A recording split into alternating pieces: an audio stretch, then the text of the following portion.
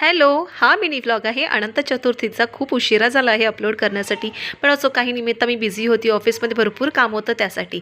चला सकाळी उठून मस्त असा नाश्ता केला होता. दीपकला जायचं होतं ऑफिसला, म्हणून म्हटली चला आज पटकन झटपट अशी ना पावभाजीची भाजी करूया, कारण की भाज्या प्रचंड घरामध्ये शिल्लक होत्या. कारण मी मसाले भात पण करत होती आणि म्हटली चला पावभाजी पण करूयास. दीपक आणि अंश गेला होता बेकरीमधून पाव आणण्यासाठी आणि त्यानंतर मी पाव इथे शेकून घेते. खूप जणी मला कमेंट करतात की ताई तू पाव शेकवत जा.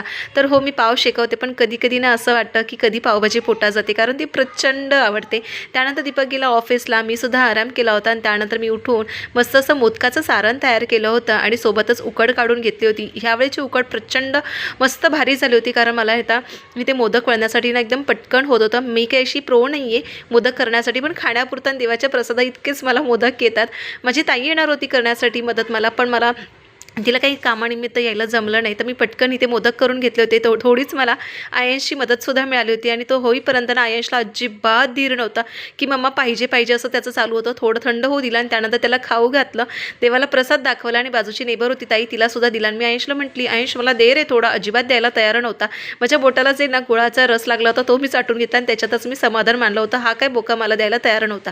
स्वयंपाक आवरला, मस्त काजूची भाजी, भाकरी, डाळ आणि मोदक. सो असा होता माझा मिनी व्लॉग. आवडला तर नक्की फॉलो करा. चलो बाय.